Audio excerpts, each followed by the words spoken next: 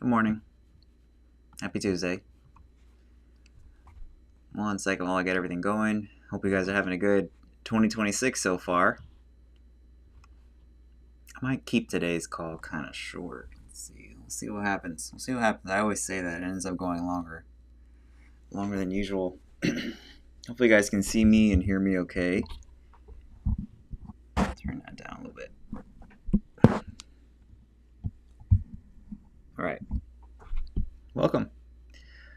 So today I'm here to answer some questions for you guys for the next, half hour or so, time permitting. And then I'm gonna, maybe record a quick video for you guys because I was talking to one of my barbers recently the other day, and we were talking about numbers, which if you've been following me for a while, you'll know that numbers are something that I'm very passionate about, as is because you cannot run your business without.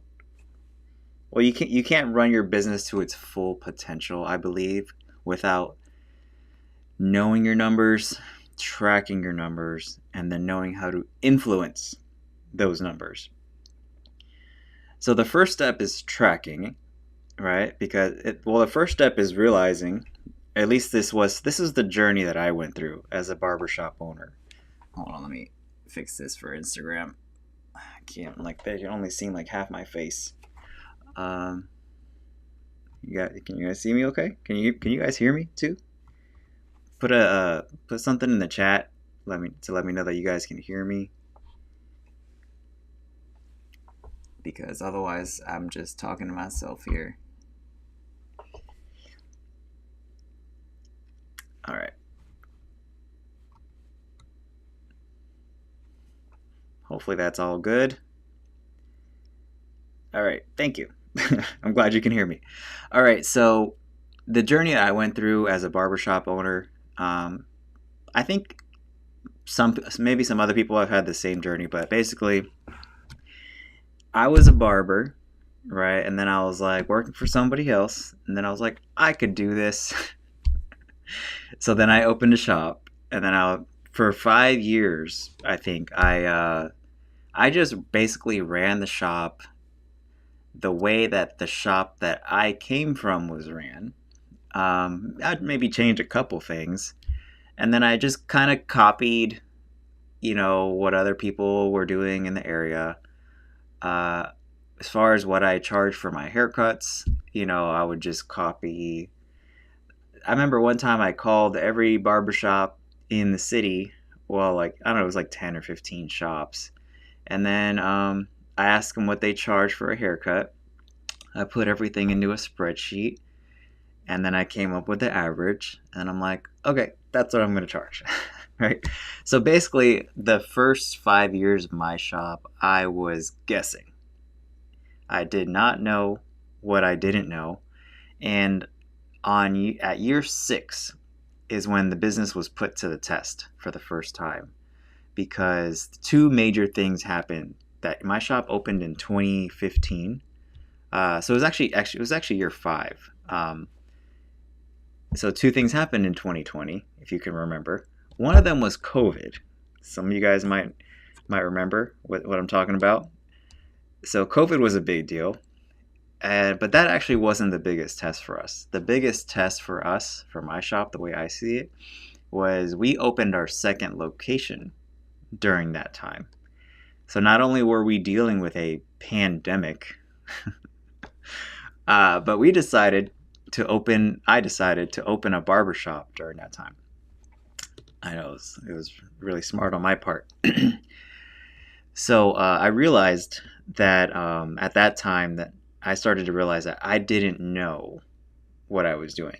I didn't know what I didn't know. And that's the most dangerous part about opening your own barbershop, is the unknown unknowns. It's like you don't even know the stuff that you should know, right? You're not even aware of it. And so for in my case, putting the stress test of both COVID and opening a new location combined, almost killed our business. But in a way, it was kind of the best thing that ever happened because it forced me to start learning about the things that I share, on my channels for free for you guys, and in my school community, which is also free. So not knowing was the first step for me, was realizing, like, I don't even know what I don't know. So then I think the natural next evolution of that was, okay, I have to learn these things. It's going to take me. I don't have the time to learn it on my own. I was like bleeding money. So then I was like, I need to hire somebody. Like, we're going to go out of business if I don't like find somebody to help me. And at that time, like, barber coaches and consultants and things like that were actually like really hard to find. Now they're not. I still think most of them are full of shit. You can probably find some good ones out there, but like most of them are full of shit. But at that time it was really difficult.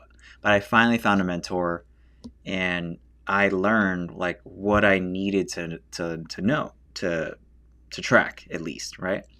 Because I didn't even know what numbers I should be tracking. Because my first couple calls with my coaches went like this. So he would be like, "So what's your retention?" I'm like, "What's that?" What's your product to service sales ratio? I'm like, what? I don't know. We sell products every now and then. I don't know the ratio. He's like, what's your utilization? What's your productivity at your shop? How booked are you? Like, your percentage? I'm like, I don't know. What's your rebooking percentage? How many of your clients leave with their next appointment booked? What's your average ticket? What's your client lifetime value? What's your profit percentage? Right? What's your payroll cost? And I was just like, whoa. That's when I started to realize, like, I know nothing. But now I know these things, but I'm just telling you guys, like, I've been through this, and that's the next step. So step one is realizing that you know nothing, and you don't know what you don't know, and that's a really dangerous step to be in. And I think, honestly, like, probably a lot of people don't survive that, right? Because they just go on like copying everybody else, right? And I can tell you this: if you want your barbershop to fail, the best way to do that is to copy other barbershops that are also failing. If you want your barbershop to succeed, then copy the barbershops that are doing the best. And you need to check your ego at the door, because chances are you're not smarter than somebody who's been doing it for 10, 20 years. Right? There's a reason why these big companies get so big. We like to talk shit about these chains, but they're laughing all the way to the bank, So step one, realize that you know nothing. This is me talking to myself. Next step was learning what I need to start tracking, and then implementing the systems to track it. So we had to switch softwares. We had to build all these tools, all these spreadsheets and everything. I had to teach my team to use it. But I think now that and my coach taught me this as well, and this is the main thing I want to share with you guys today, and that's that tracking is not enough, right? So that's what I'm going to cover in this quick video that I make for you guys today, and then I'm going to answer some questions, and then I'm going to hop off. Okay? So if you guys have any questions that pop up throughout this recording, feel free to type them in the chat. I don't know if this video is going to turn out well, but because I didn't really prepare that well for this one today, but this is something that it's just something that I commonly have to remind my barbers of. So I feel like maybe it'll help some of you guys. Okay? So this is the video. So if you're not where you want to be as a barber or a barbershop owner, chances are you're measuring the wrong things. So a lot of people don't even know what they're supposed to know, first of all. And then some people take it to the next level, and they're like, okay, I need to start tracking some of these numbers, right? But I think the best barbers and the best barbershop owners take it a step further, and because you have to start thinking about what goes into those numbers so that you can learn to influence them. So I think if you're just looking at numbers, but you're not doing anything about it, I mean, I think maybe you're ahead of most people. But if you really want to get the best out of that behavior, then I think you need to start focusing on not the numbers, but what is causing the number. What are the behaviors that lead to these things? So an example of this that I thought about was because I was talking to a client of mine the other day, and he said he wants to lose weight. A lot of people do, right? A super nice guy, right? So, well, the first thing I asked him was like, how many times do you weigh yourself? Because I remember reading this study that said people that weigh themselves every day tend to lose weight faster than people that don't, even just once a week. And his response was he didn't even own a scale, right? So a lot of barbershop owners are like this client in the sense that like they're trying to grow their barbershop, but they don't even own a scale. Like you're not even tracking the numbers that you're supposed to be tracking so that you can start influencing the numbers that grow your business. So the first step is start tracking. And if you're doing that already, congrats. The next evolution, I think, is learning how to influence those numbers. And what I think the mistake that I made for years once I started tracking was just like you're reactive in the sense that like, okay, you're looking at the number on in the spreadsheets in the software, or in the case of trying to lose weight, you're just stepping on a scale and you're seeing the weight and it's not changing, but you're not really changing the way you eat, right? So that would be ridiculous. If you're trying to lose weight, first step, buy a scale. Second step, you have to focus on the inputs. What's going to cause the weight loss, right? Because the numbers are just the outcome of the behaviors. So that was a big lesson that my mentors taught me. Is like you don't focus. It's good to know the numbers, but don't focus exclusively on the numbers because that is just the outcome. And in a lot of cases, that is a lagging indicator, meaning like it is too late to do anything about it by the time you know what that number is and it becomes accurate. For example, like retention is one of the in our shop at least one of the biggest lagging indicators because we measure that over a 90-day period. So we don't even know what our retention was for this month until 4 months later, right? I can't do shit about that now. But what you want to focus on is like what are the things that cause that number to look the way it is. So for example, like a lot of barbers struggle with rebooking. And if you're one of those barbers, I think that's something that a lot of barbers have in common. But my argument would be, you need to track your rebooking, like we talked about. But I think that a lot of barbers are just looking at the numbers and saying like, oh, I suck. But are you tracking the behaviors that lead to higher rebooking? So for example, one of the things that I like to tell my team is the sale happens in the chair. The transaction happens at the front desk. So what does that mean? So a lot of barbers who struggle with rebooking, with product sales, with membership sales, it's no surprise when I ask them, well, are you bringing it up during the haircut? And their answer is no. So of course you're struggling with rebooking and product sales and membership sales and any other number you want to influence is because you didn't even talk about it. This guy was sitting in your chair for 30 minutes, 45 minutes, an hour sometimes, and you spent the entire time talking about sports, talking about what restaurants you're going to go to this weekend. You didn't even drop the hint about rebooking. You didn't even drop the hint about products. So our barbers that have the best rebooking percentages, that have the highest product sales, that have the highest membership sales, they're bringing that up while the client's still in the chair. If you're waiting until you get to the checkout, to the end of the haircut, it's too late. That client's already hit their mind. As soon as their butt leaves the chair, as soon as a client's butt leaves your chair as a barber, their mind is gone too. Their mind is now thinking about the next thing they want to do, they want to get the hell out of there, right? Most of them. So if you wait till that moment to bring up, hey, do you want to set up your next appointment? Do you want to bring this? Do you want to buy this product that I didn't even talk about?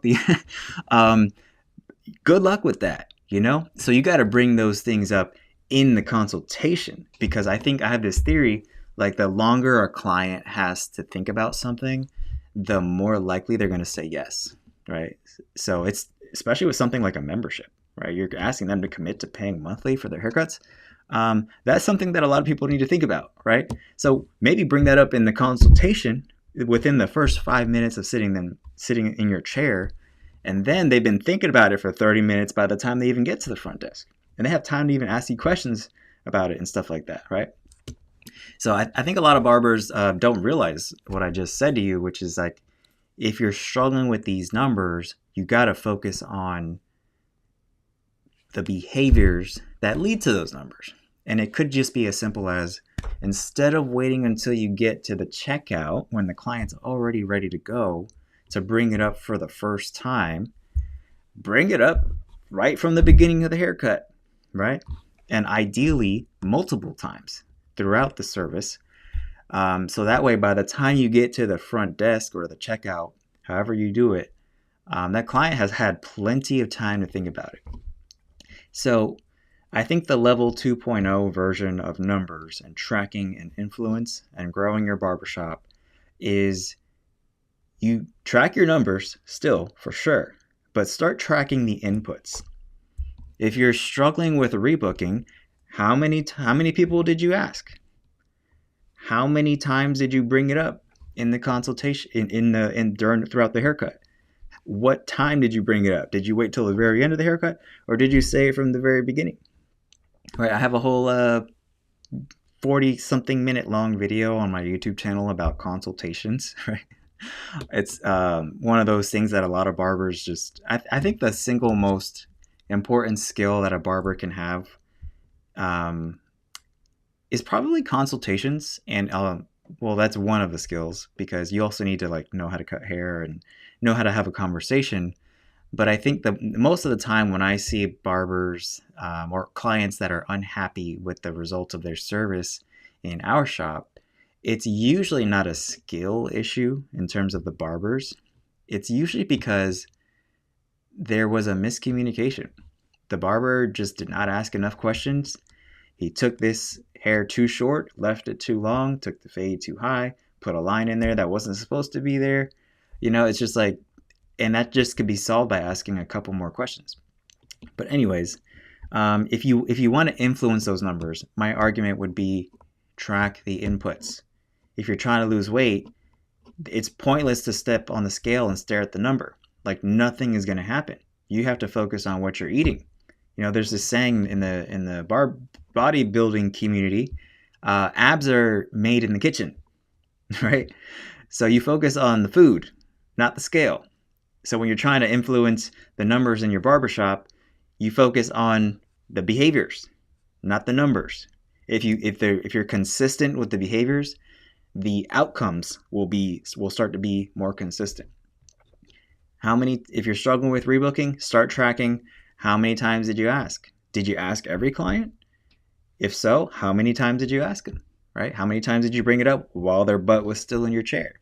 If you're struggling with product sales, same exact thing.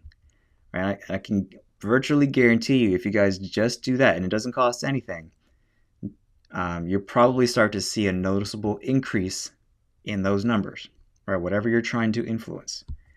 So that's like basically the whole point of this quick video, is just like, start tracking your numbers if you're not tracking them, right?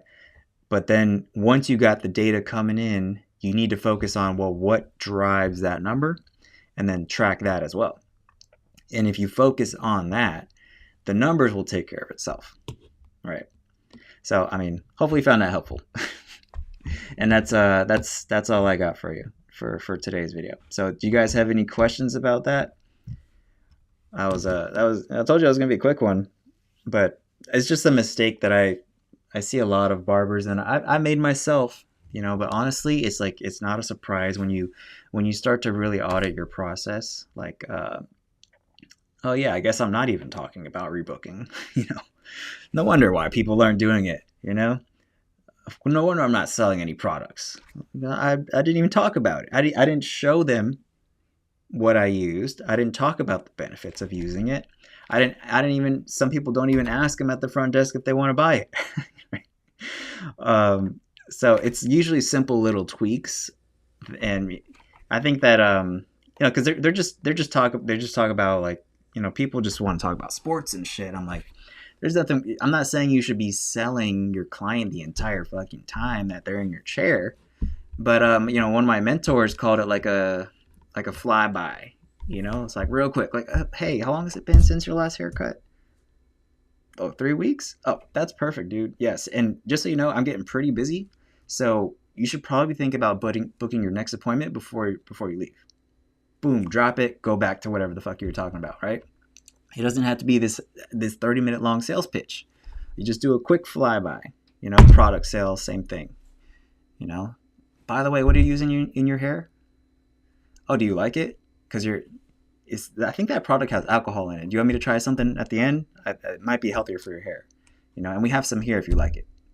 Boom, back to the conversation. It doesn't have to be this whole sales pitch. It's just like you're just dropping these hints throughout the haircut, so they got time to like marinate on it, and by the time you go to check them out, the likelihood of that sale happening so much higher, right? How would you audit that printable worksheet notebook? Yeah, so one thing that we do that I was taught was you just create a system. So we call it a happiness system in our shop. Basically, so if you recommended a time to rebook somebody, if you recommended, it's like a 3-step thing. You recommended a product, you recommended rebook, and then you got, like in our case, we updated the client's notes, or if we recommended a membership, like that would meet the criteria. That means you did all 3. That means you did the happiness system, right? So you just have to figure out what that means for your shop. Like, so you recommend product. If you recommended products, if you recommended that they rebook their next appointment, you could just start with that, and then it's a little check mark on the appointment book, right? Like we change the color of the appointment on our schedule if we did that.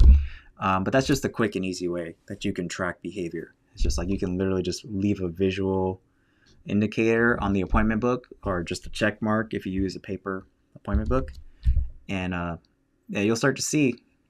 I bet if you just did that, you'll probably automatically become more consistent. So it's a number you can track. You can turn that into a number you want to track too. Like you can reward your barbers, we don't do this, but you can reward your barbers for doing it just for the behavior. Even if the outcome is they stood and buy a product, you could argue that it could be a good idea for a barbershop owner to reward their barbers just for recommending the product. Because if they just did that enough times, the natural result would probably be higher product sales, probably be higher rebooking, just from rewarding the behavior, the action, the input that drives the things that affect those numbers. Yeah, you're welcome. Any other questions? I got a few things to do, so I might hop off soon. How's your guys' 2026 going so far? Ours has actually been fantastic. We are very lucky, blessed, however you want to think about it. We also planned this though. Like I January and February is usually slow for every barbershop in the industry. And I just refuse to accept that though. So, back in November and December, I was working on marketing stuff that I knew was going to help keep our January and February more busy. So turns out that it's working, and we're actually up. Our sales are up like 26% versus last year, same time. So it's working. So we haven't had a slow January or a slow February. It's because we planned it, you know. So I think that's a mistake a lot of barbers and a lot of barbershop owners make is you never stop marketing, man. Never. You can dial it up, you can dial it down, but never stop, especially when you're busy. All right, because if you're busy, chances are next month or a couple months later might be slow. So, you know, there's just lessons that I've learned, you know, because if you're kind of seeing this number, this is happening with your sales, just like we were talking about earlier with behavior, right? Like the behavior, like the things that cause clients to come in the door, you don't want to stop that, right? You want to keep that going no matter how busy you are. Even if you don't have capacity right now, chances are if you're having a crazy busy month this month, it might not be the case next month. So that's another thing I've had to learn as a barbershop owner is not just is to change the mindset from barber to business owner, because barbers tend to think about days and weeks. As a barbershop owner, you have to think about months and years in advance. And just because you're busy right now doesn't necessarily mean it's going to be busy next month too, right? So you want to focus on the behaviors that lead to clients coming in the door, even when you're busy. Maybe the intensity doesn't have to be as high, right? But you never want to turn that off because that's how you end up being slow like every other barbershop. And we're not slow because we didn't turn it off, right? In fact, we dialed it up when we were busy, exactly like I'm telling you guys to do. And it's paying off. Like we're already having a record year so far. So, you know, if you want to be average, copy what average people do. If you want to be better than average, then copy the best. I'm not saying we're the best, but we're not slow. A lot of people, a lot of other shops are. You know, we're hiring right now, right? We're trying to find barbers. I just hired 2 barbers. This is kind of cool. This is kind of cool thing to share before I hop off. But it cost me. I hired 2 barbers recently, and they're both off to a strong start. It cost me, I think I want to say $1,200. Yeah, roughly $1,200 in marketing to get 2 barbers. So that's roughly, you know, $600-ish per barber. A barber at my shop that works full time will probably generate between $75,000 to $100,000 or more in revenue. So if you think about it, I paid $600 to make, I mean, it's not going to be profit, but $600 to make, let's say 75 on the low end, right? That's a pretty good return on investment. Imagine if we could get that, getting clients in the door. So it took me 3 weeks to find those 2. We probably got like 20, 30, maybe 40 applications. I did probably 10 interviews, and then like 3 or 4 people made it to the final interview, and then I hired 2. And it cost me about, not counting my time, about $600-ish per barber. And, you know, we'll probably make that back in a few weeks. And then everything after that is just like, you know, just try to keep the barbers as long as possible. And the longer they stay, the better that return gets. I mean, they're making good money too. So everybody wins, right? Some of these barbershops out there, man, they don't treat their people well. And I just feel like I love hiring people. I think it's like one of my favorite things in the world to do, just because you're giving somebody an opportunity. You know, you might be rescuing them from. I know that we've hired people at our shop that if it weren't for us, they probably wouldn't even be barbers anymore. You know, just because it's like, it's rough out there, man. The stuff that I hear in these interviews and I'm talking to people, the stuff that some other barbershop owners do, I'm like, it makes me want to hire everybody I talk to. I can't hire everybody, but it's just like, you know, there's people out there that would probably love the opportunity to come work for you. So I think it's your responsibility as a barbershop owner to continue to grow your shop so that you can, if you're running a good place, you can give those people opportunities and maybe save, somebody that would have otherwise quit barbering altogether, and now they're going to come to your shop and make great money. That's the way I see it, at least. You guys have any questions? I'm gonna hop off. If you don't, I'm got some things to do. We're getting ready to raise our prices, and I got whole lists of shit to get through. I was gonna cancel this call today, but I like talking to y'all. All right. So if you guys aren't already like in my free community, it's called the Barber Mastermind. It's 100% free to join. The link is in my bio wherever you're watching this, or you can go to school.com/barbers. It's free to join. All of the courses that I have are inside of that community. Congrats on your new barber. Hiring is like the if I lost all skills except for one as a barbershop owner, I would want to keep the skills that I learned of being able to find and keep good barbers. Because if you think about it, it's really the only skill that, if you got really good at that, it's really the only skill that a barbershop owner needs.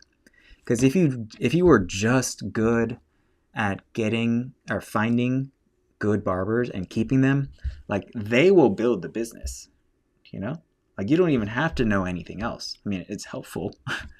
But if you just had that one skill of being able to find, recruit, and keep good barbers, because there's also, just like I talk about client retention, like employee retention is probably more important, the right employees, than client retention. Because if you can't retain your barbers, good luck trying to retain your clients, And I actually have a whole course in my community about hiring. Everything I know, everything I did in the last few weeks to find those two barbers, I just went through everything in my course. I walked the talk. So anyways, that's in my community. Congrats to you guys that are hiring and running legit shops that are providing good opportunities for people. If I don't have anything else to do, then I'll see you guys next week, same time. All right. Talk to you later. Bye.